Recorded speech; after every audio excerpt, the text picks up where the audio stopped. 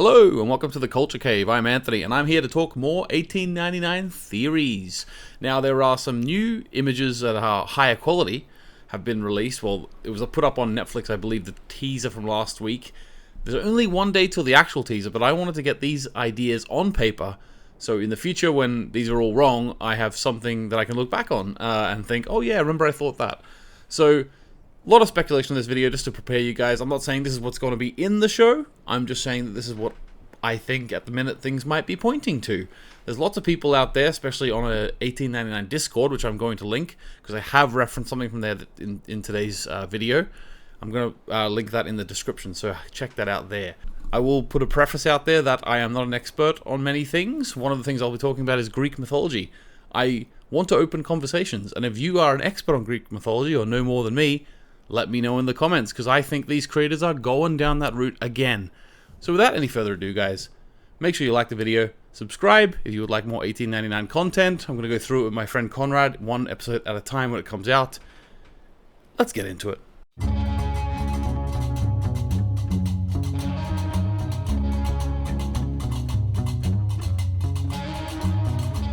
Okay, so the first topic we're going to talk about is episode names. And this is just a very short topic here. We will have known that earlier in previous videos I've talked about the first episode being called The Ship.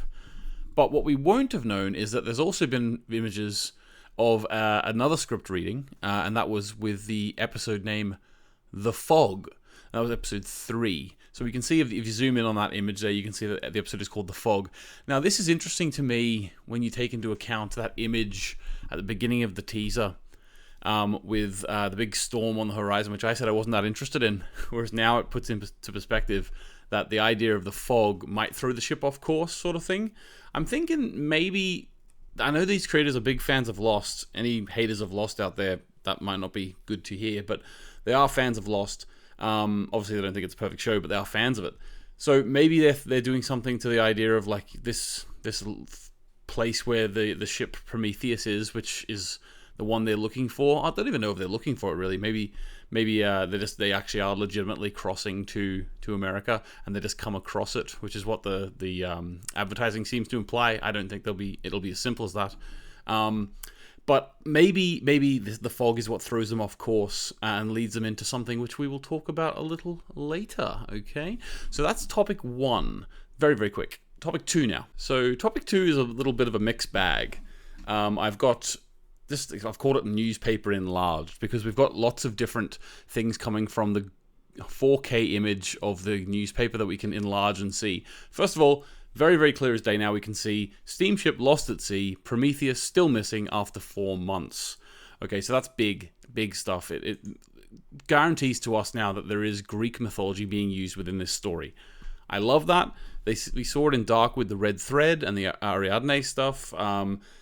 Definitely a source of inspiration for these creators. So I'm glad to see what they are using it again because it's going to make such rich storytelling. I will put a proviso here. All my ideas in terms of this Greek mythology, it is with the proviso that this is not what's 100% driving the storyline. It's where they take their inspiration. So similar to the dark stuff, it's going to be like sort of rich storytelling, which includes aspects and references to Greek mythology. It doesn't mean that we know the end of the show just because a certain character might be inspired by a Greek myth. Okay, so just bear that in mind as I go through it. I'm not saying that this is just a retelling of Greek myths. I'm saying there might be inspiration. All right. So another thing we can see, over 1,400 passengers and 550 crew members assumed to be lost. So there's a lot of people on this ship. So it's going to be interesting to see when they get to the ship whether or not they are all alive, whether or not they are all there, or is anyone there? Is it a complete ghost ship? Who knows? So we'll wait and see that. At the very top, there was a bit of speculation on the bad quality images that it was actually going to be 1900 something. But actually you can see here in the good quality that it is indeed 1899, October 9th, 1899. Now we know these creators in the past have liked to release their shows on dates that are important within the show. Are we seeing a potential release date here? I know there was something about November that was potentially leaked, but the source on that was never clear. So I never really reported that, but October 9th could be the date. This might be actually giving us the release date of the show. I don't know if the teaser's going to give us tomorrow. This might be a hint towards that. So that is the date, October 9th, 1899, and that would imply that this is someone looking at the paper before they set sail, because I'm assuming if something goes down, they're not going to be back in Hampshire, which is where it says up there, where this paper was printed. In the year 1899. Maybe they could be, but I assume they wouldn't be. It also says, further down the page, that boats were dispatched to these coordinates, and that no sign of the Prometheus was there. So again, this sort of lends credence a little bit to a bit of a lost situation, where even if you go to where the boat or the plane or whatever was last seen, you will not see it. It is missing. Which is very interesting. It also is an interesting point to think about, because it means that the Kerberos, which is the ship that our characters are on, is not the first ship to go looking for Prometheus. Now, I keep saying go looking for. I know that technically the Kerberos is not going to be looking for it, but I think there's going to be characters on the Kerberos who have that intention. That's why I keep saying that. I think they actually do intend for that to happen. Some of them anyway. Another thing that says in the newspaper, now this is hard to see. In fact, what did I say? Oh yes, it says, I think, now you have to trust me here, because I'm pretty sure it says, have you been hypnotized? Now, that's important for something later on. Which I'll get back to. But the have you been hypnotized is an interesting for the context of this whole paper. About the ship, for the have you been hypnotized to be down the bottom on the right there. I don't really know why that would be there. We obviously would love to be able to read the paper completely, but we can't. I think I have a hint as to what they're talking about there, and we'll talk about that in a moment. The last thing I wanted to talk about in this newspaper is this part, and it says the Devil's Triangle. Now, on forums as well as in YouTube comments, I've been shot down on the idea that this is going to have something to do with the Bermuda Triangle. There is no getting away from the idea that the Devil's Triangle is a name for the Bermuda Triangle. There is no getting away from that. There's no getting away from the fact that the triangle is the image of the show. I've thought that from the very beginning. Now, there is the slight issue that the coordinates of the ships just don't match up. Like, where they're actually going they would never pass through the Bermuda Triangle, which, as can be seen on the map, they'd be passing north of the Bermuda Triangle. Having said that, this fog throwing them off kilter, bit of supernatural stuff potentially happening. You never know. You never know what's going to happen. I think that Bermuda Triangle could be, and I have said from the start, could be involved in this. I mean, all it takes is a ship to lose its course and drift into it. It would make sense because the coordinates that the Prometheus were last seen at, boats have went there and not seen it. So it'll make sense that they went off course somehow. That's a long way off course, I know, but it could be the case. Now, this excites me, and I'll tell you why. Because all of a sudden, we are talking about a place called the Devil's Triangle. We are talking about Greek myths. And we are also talking about... Well, I've already said it. We're talking about the devil, okay? We're talking about the devil. Now, if we move on now to my Greek myth topic, which is my topic 3, you find something very interesting. Now, while I was doing some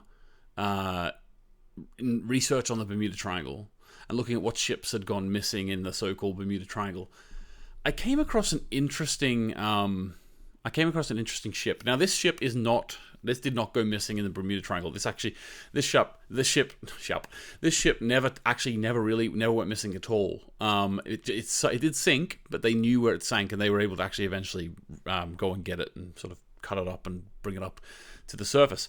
But this ship is actually called, now wait for it. Now, is it the HMS? I believe it is. Yes, HMS Eurydice. Okay? Or Eurydice, depending on how you say it. I think of the opera Eurydice. That's what I think. So the HMS Eurydice or the Eurydice. Now, those with the Greek myth ears who've studied Greek myths, I have not studied them. As I say, I just have some knowledge through research for the show, through research for Dark, and just through general consumption of media. Eurydice went missing in Hades or in Hell. And basically, I know that this ship didn't go missing in the Bermuda Triangle in real life, but I could imagine when researching this show, or like having the idea, I could imagine these creators seeing something like this, HMS Eurydice, and thinking to themselves, "Whoa, okay, that's a cool idea. The idea of having a ship go missing, just like Eurydice went missing into Hades, and then her young lover, or has to go and rescue her."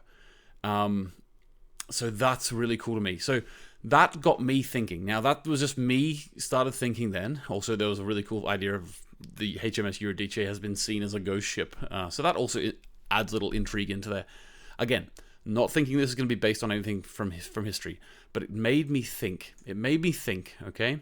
And then I had a look at the released image of this, like, card or postcard or whatever you would call this, of the Kerberos. Now, the Kerberos is the main ship in the show. You can see it at the bottom of the screen. And that ship is helmed by Andreas Pietschmann's character, who we know the name of now, and I will reveal that in a moment. But Kerberos obviously is a reference to Cerberus, who in Greek mythology was the three-headed dog which guarded the realms of hell, Hades. Now that's interesting to me because we know now that Prometheus, through the Prometheus and Kerberos, we know that Greek myths are involved. Okay, we know that the Devil's Triangle is involved. Now that's a very easy substitute to me to be something to do with Hades. Okay, now this brings me on to the back of this postcard. It said, "What is lost will be found." What is lost will be found, and that's the tagline they're saying. What is lost will be found. Obviously, the ship's lost. Okay, that's it. That's one thing. The ship's lost, but I think there's going to be more lost. I think there's going to be characters who are missing something and looking for something. I think that is the case. Obviously, you see one of the characters holding the newspaper, which we've already looked at. So obviously they're interested. I think that might be Emily Beecham's character. But at the same time, there could be other characters who are looking for things. Now, there's an interesting through line on a lot of these characters. The main two I want to look at are these two. Andreas Pietschmann's character and Rosalie Craig's character. Now, they both have triangles, or that the symbol of the show, the triangle with the line through, which people are saying is the symbol for Earth, the element Earth. That's cool. I like that. Got me thinking again. On the buttons of Andreas Pietschmann on the dress of Rosalie Craig have the symbol of Earth. Now, that got me thinking. And then there's also a picture of, now let me see if I can get it up for you guys, someone with that as a tattoo. So that got me thinking again, and I thought to myself, right, okay, this seems to be some sort of cult, okay? Some sort of following, some sort of cult. Maybe not a full-blown cult, but definitely sort of cultishness here. Okay, so that led me down another path. Before I get there, I'm going to show you who I think Eek, which is, is it Eek or Ike? Again, the pronunciations will come. But that's who I think, that's the name of Andreas Pietschmann's character, by the way. The way I know that is because this is the shout out to the Discord group. Lucas Ezekiel, who does a lot of work in this Discord group, he's really, really good. Don't agree with everything he says, but he seems to be very confident in his ideas, and I love that. So Lucas is really, really committed, and I assume he loves Dark because he's very committed to the news on 1899. So anyone wants to get into that Discord, the link will be in the description, and a request to join and see if you can. So if you want to pause the video there and have a look at some of those names, you can. I'm going to focus on Andreas Pietschmann, who's Ike. I think I'm going to go with Ike for the moment. And he is, of course, the captain of the Kerberos. Now, captain of the Kerberos, captain of the Cerberus. That means he has somehow taken control of Cerberus. Okay? And I think that when you think of Greek myths, you think who took control of Cerberus? You think Heracles? Okay, you think Orpheus? Now that starts working for me. Orpheus, that really starts working for me, because Orpheus is the one who went into the underworld to get his partner Eurydice back. So that really starts thinking. I really start thinking to me now. Potentially, Andreas Pietschmann is Orpheus in this sort of inspired by Orpheus kind of way from Greek myths. Now, if that's the case, you see in this image here that was in the trailer, he is welling up at the idea of seeing someone. Now, is that the Eurydice he's looking for? Is that his partner he's looking for? Very interesting. I really, really, really think it might be. Now, this then made me think, okay, but there seems to be a real link between him and Rosalie Craig's character. So what's the link there? What is the link there? Because if he's Orpheus going to get his Eurydice, then what is the link there? Then the link is, to me, first of all, you think of Hades. Now, Hades means, this is from a quick Google, correct me if I'm wrong, one of the meanings of Hades is the giver of wealth. Well, Pluto would be the giver of wealth, but that's equivalent of Hades. So, the giver of wealth. I then thought to myself, well, that would mean that Hades could potentially be the owner of the liner, the ship. Hades could be the owner of the ship, okay? Some people might say the ship itself could be hell. I don't know. Maybe that could be sort of a way to go with it. But Hades could be the giver of wealth. So in my mind, then, who's Hades? Is Rosalie Craig's character Hades? I'm not quite sure. I think it's going to be more complicated than that. I don't think she's just going to be like the big leader of a cult who's the big bad. I don't think that.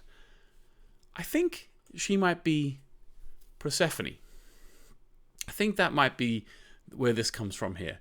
Now, Persephone, remember, allows Orpheus to leave Hades. So there's a connection there in terms of they might be sort of working together for a little bit here. There's also the idea that she might be the wife of the owner of the liner, the owner of the ship, who I'm saying could be Hades. Might never meet Hades, but potentially could be Hades. And then she is the owner of she's like the wife of the owner. And Persephone, I know there's a lot of complication to the history of the Persephone character, but I know that one thing is that she is the wife of Hades. Now, how she became the wife of Hades could add a lot of depth into this character, okay? But that's where she sits at the moment in my mind. Now then, upon researching, I found that she had origins of her cult. She had a cult, uncertain. But it was based on ancient agricultural communities. Agricultural, obviously we're talking about ground and earth, okay? So in this show, she has a cult. It seems to be the symbol for earth, the element for earth. Obviously the Prometheus one could be the element for fire. We've seen all over this ship, there is the earth element on the doors, on the carpets, on the captain's buttons. This could be her cult of earth, which somehow Orpheus, Ike, has been allowed to use, and maybe he's escaping Hades. Maybe Hades is analogous to the UK, who knows, or Europe, going over to the Promised Land, which is maybe seen as the overworld, who knows.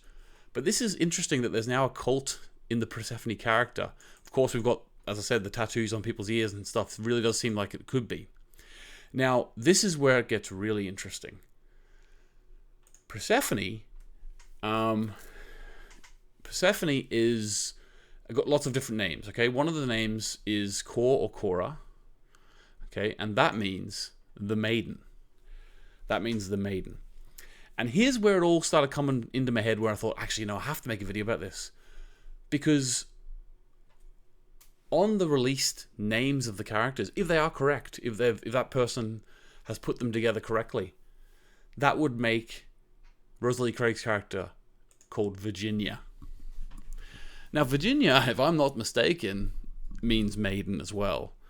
So it's really starting to come together in my mind about these characters. This idea that they could be being inspired by Persephone, Orpheus. He could be looking for his Eurydice. Hades could be involved. Guys, let me know in the comments what you're thinking. This might all change tomorrow when the teaser comes out, but at the minute, I'm loving this idea. Now, again, obviously, we've got hardly any of the show out. Between season 1 and 2, maybe I'm going to be completely change what I'm talking about, because the show will just be completely different what we think. But I think, for all we've been given, I think that's a pretty good idea. Right, let's move on to number 4, which is all about this image and one other image. Now, this image, to me, really, really looks like this character is frozen in place. As soon as I got the high-quality images, it just really looked like this character was frozen in place. Why are they frozen in place? I think this takes place on the Prometheus. And I believe that this is something to do with what's happening. The supernatural element, they couldn't believe what they found. This is, I believe, what they found. Now, I'm going to go into a lot more information in terms of my my theories on the Prometheus thing, probably after the teaser comes out, once I've sort of broken that down and settled on that.